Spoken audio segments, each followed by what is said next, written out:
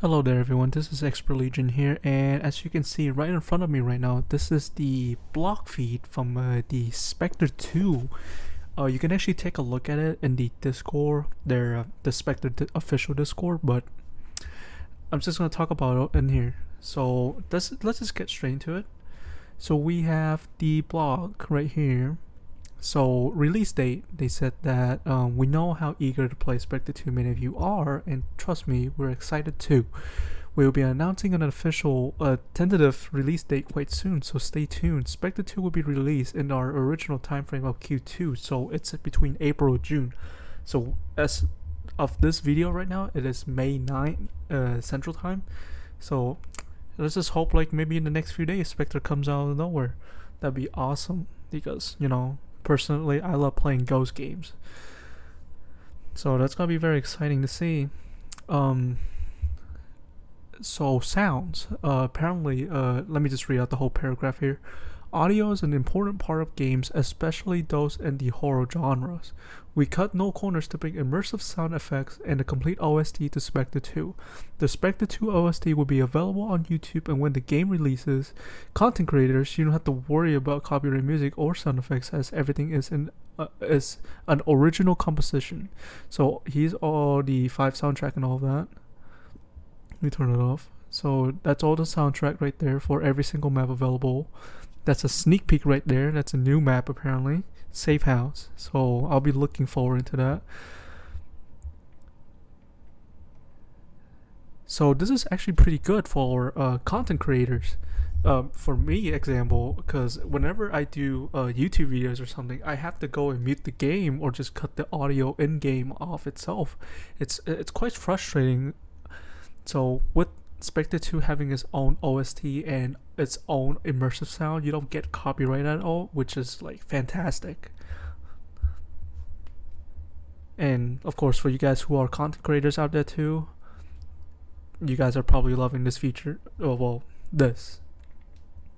So let's move on to the UI. One of our biggest complaints about Specter was the confusing and unorganized UI. So this is one of the problems we set out to solve. Creating an easily understandable user interface helps to make the user experience better for everyone and assist new players in learning the ropes without being overwhelmed by a mess of menus. So if you have played Specter 1, you can see how messy the journal was. So like, especially with ghost types and stuff, you have to go to different pages. They try to organize it, but to some people it's too confusing, and it's totally understandable. Well, as you can see here in Specter 2, the UIs are a bit different now. So you have all the evidence that you have collected on this side, you have the ghost selection on this side. So basically, let's say if it's a gen, for example, so EMF 5 box and I believe orbs, ghost orbs. So if I were to mark off EMF 5, some of these ghosts will not, the ghost that does not have EMF 5 will get marked off.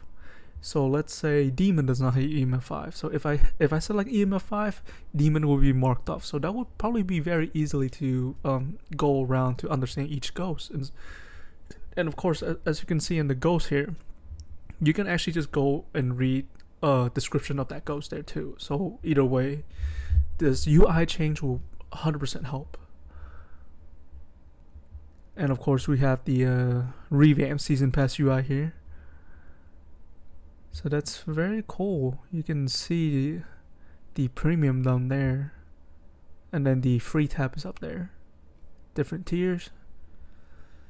I really don't mind because in Specter 1 there's not much. It's very easily to understand.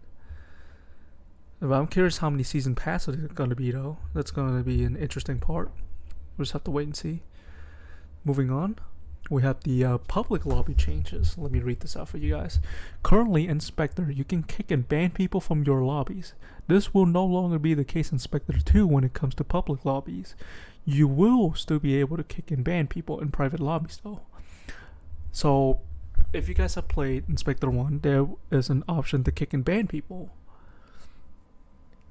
which was quite frustrating to some people that wants to play. Hey, like, I understand you make a public lobby and then of course you have the option to kick and ban people, which kind of ruins some people's experience to gaming. It's understandable. because you're just trying to play a game and all of a sudden you get kicked off. So it will no longer be the case in Specter 2 when it comes to public lobby apparently, but you can still kick and ban people in private lobby. So we'll just have to see if they have any options, like a very easy options for playing with your friends. Because with me, when I make public lobbies, it's very much quicker than making a private lobby because I have to say codes. I'm trying to speed run through games as fast as possible, getting the goals quickly and getting into a public lobby quickly instead of making a private lobby, getting the code and then giving it to my teammates and be like, hey, here's the code. It's gonna take them time. Basically efficiency, it's what's going on. But I'll keep reading. A concern that some people brought up is, what would you do about someone that won't ready up and you can't kick them? That's the neat thing. You don't ready up anymore. The host can now start a match whenever they feel like it. Okay, so I can just enter a game. I don't have to ready up at all, and that's actually pretty good because I have hosted a few games, and at some point people don't ready up. I don't understand why. You join a game and you don't ready up right away. Unless you're adding items, and just let me know, let people know in chat. But after that, ready up once you added items, because if you don't ready up, you're just wasting people's time, and time is value. So it's good that the host can just start the game whenever, without having to wait their partner to ready up. So that's actually pretty good. Let me continue reading. So why? We know a lot of people complain about these changes, and a common argument is that the public lobbies are easier to get your. That's what I just said exactly. It's very easy to get your friends into. So removing the ability to kick and ban could impact the usability of public lobbies, but don't worry, in Specter 2 you will be able to invite players directly to your lobby. We are also looking at adding friends only lobby once more. This is good. Back in Specter 1, I don't know which update, but they have added friends lobby, and it was working and it was broken. There was a lot of mess with it. So hopefully in Specter 2, friends lobby will work as intended. Sorry. So that's good, and we can invite people in too. So it's even better instead of joining in separate servers. That's quite annoying. Let's see here. Along with private lobbies now showing up on the server list where you press on them and need to enter the code to join. The new process of joining a friend's private lobby should be quick and easy. Oh, so basically what they're saying here is, along with private lobbies now showing. So let's say if I make a server and my friend sees a server, they can join the server through a different server. So that's actually pretty good. Instead of actually going to a private and entering the code will teleport you. Along with a private note, you press on them, need to enter the code. Okay, so that's actually pretty good. Friends lobby is also good too. If it's a friend lobby, you see them, you can just join on them. It's actually so much better. And here's a little joke. Even as developers, we are almost always kicked from public lobbies. I was actually in the Discord server the other day. Not the other day, but when this problem happens, the developers actually got kicked off of a game in lobby, which was hilarious. And they actually went into the Discord and talked about and how they got kicked. Let me continue reading. We want Specter 2 to be as accessible as possible to everyone, and this change is one way of helping new players get into the game without any fuss. Okay, that's always good. You know, we open in the same place, so let's like how I'm a level 100 or something, and this is a level 1. Hey, that's all right. We open there. You know, it's a process of learning, and it's okay. Let's move on to the next part here. So we have rarities. In Specter 2, you will have 20 characters unlocked by default. Part of the reason to have 20 characters unlocked is to simplify the outfit system that many players are confused by. There should be no more confusion on Season Pass reward requiring the character to equip the equipment, to equip the outfit. So this was a big issue back in Specter 1. The issue is that when you get the character skin, they don't have access to the character. That's actually very annoying because you need the character to wear the outfit. But what people were confusing on was when you get the character on the season pass, is that the character or is that the outfit? That's the part that they're confused on, because you have to buy the character to be able to wear the outfit, which just pretty annoying, because imagine you grind very hard to get that outfit and that season pass and you don't have access to that character in your outfit. If you don't have access to that character, that would 100% frustrate you. So in Specter 2, that's gonna change. Let me keep reading here. You will notice they all will have the default rarity. This is because in Specter 2 we'll have a rarity system in the game. It goes from default, common, rare, epic, legendary to exotic. So exotic's the highest. Okay. This will apply to all character uniforms, van skins, and equipment skins. Rarities will not determine the price of outfit and vans in the daily shops. Oh, okay. So, example, if it was exotic dropping in a shop, it's gonna be very expensive probably. We just have to see how it is. Exotic cosmetic can only be obtained by limited time event. Oh, okay, never mind. Exotic cosmetic or are unlocked with alternative methods. So probably buying in game using Robux. Exotic outfits may get special small boosts in the future. Oh, so you're saying maybe if so let's say for example like Winter. Maybe if Winter has access to an exotic outfit, they have like increased speed walk or detect the ghost in some ways, or using the spirit box without really needing the spirit box. So I can't wait to see that. That's gotta be very interesting. But let's move on to the equipment skin.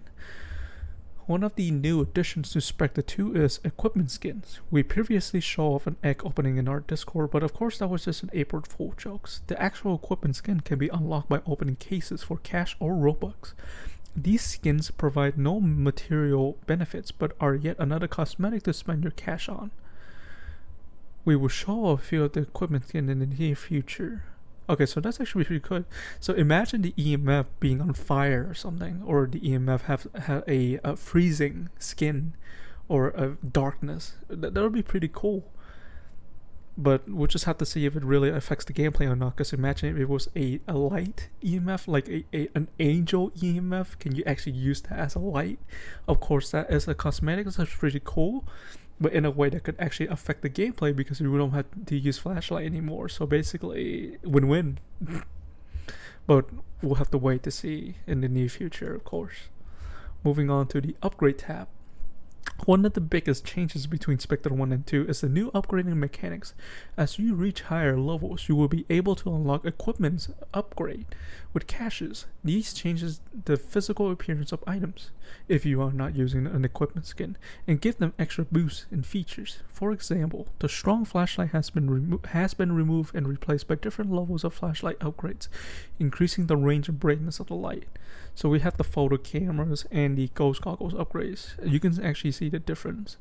How this one gets upgraded to, this is not really noticeable yet, but you can see this one has a bigger lens, and then this one has night vision in it probably. Same thing with the ghost goggles. Seems like you get more infrared vision or something, like faster chance to see orbs maybe. We'll just have to see until the game comes out, hopefully soon. So that's the upgrade system. So now we're moving on to the hiding. For a long time, we have promised that hiding will come to Specter. With Specter 2, that time has finally come. They've actually teased this back in Specter 1 about adding hiding, but because of how the coding works, they couldn't do it. But with Specter 2, that time has finally come. Needing to loop the ghost around furniture during the hunt phase is a thing of the past, with new hiding spots such as closets, cabinets, and bushes. Hiding from the ghost as it hunts will make it target a new player, but be careful, as depending on the difficulty you are playing on, the ghost may have a chance at finding you in the hiding spot. So from what I'm seeing here, you can actually like look outside of where the spot you're hiding, so you can tell where the ghost is. But I'm curious to see what happens when the ghost finds you in that hiding spot.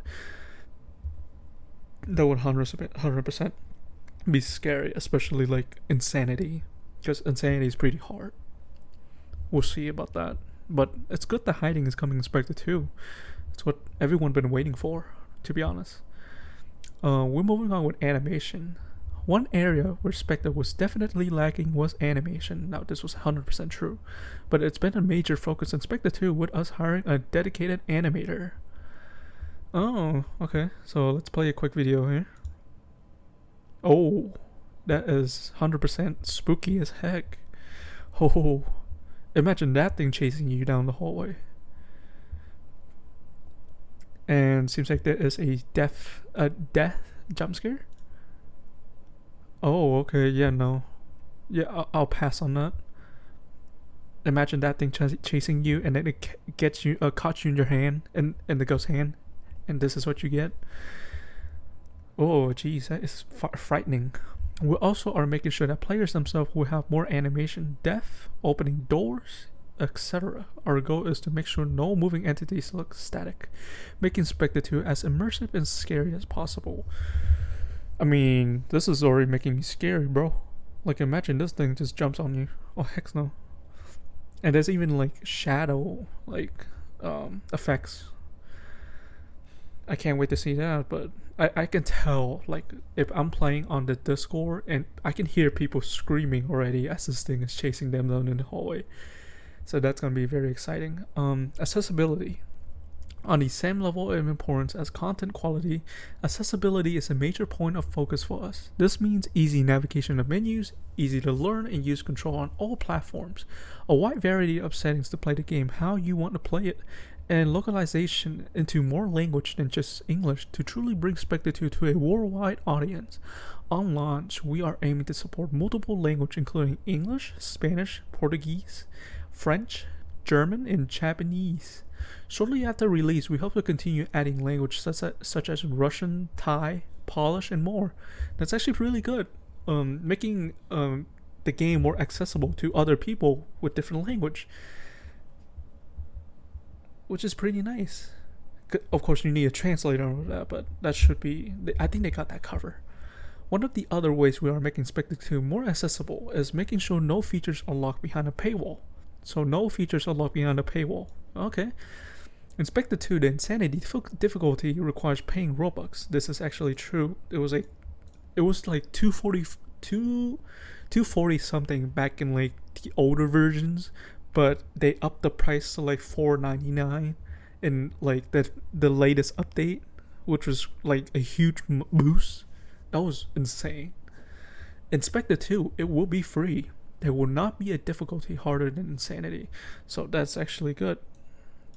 It will be free, so you don't have to spend Robux on buying insanity anymore.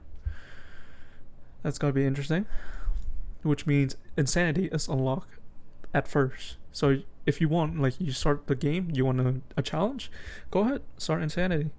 That's gonna be, it's not gonna be behind a paywall anymore, so that's 100% really good. And here, that is the section for the accessibility. Final words. The wait has been long, but rest assured that Spectre 2 is far into development, and as mentioned earlier, an official tentative release date is coming soon. We are doing our best to make the game as amazing as possible on launch. There will be bugs. I know this is like a first-hand experience on every game. When they first come out, there are bugs, and that's okay.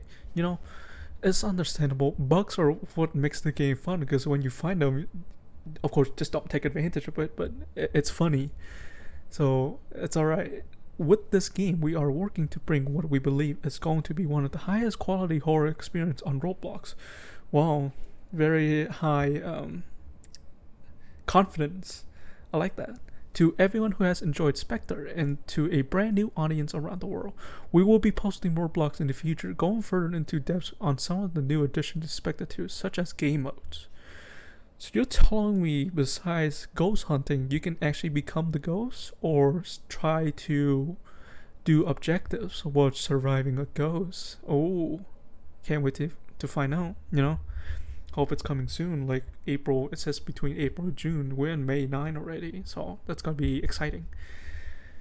Anyways, if you guys have any questions, please comment them in the comments. I'd love to hear your theories or questions. You know, I'll pop up with my own theories too, and I'll have I'll just read all of them basically, and I'll type in what I think about it. But anyways, thank you guys for watching. Please, if you love my content, please subscribe. It helps me a lot. Anyways, I'll see you guys next time. Bye.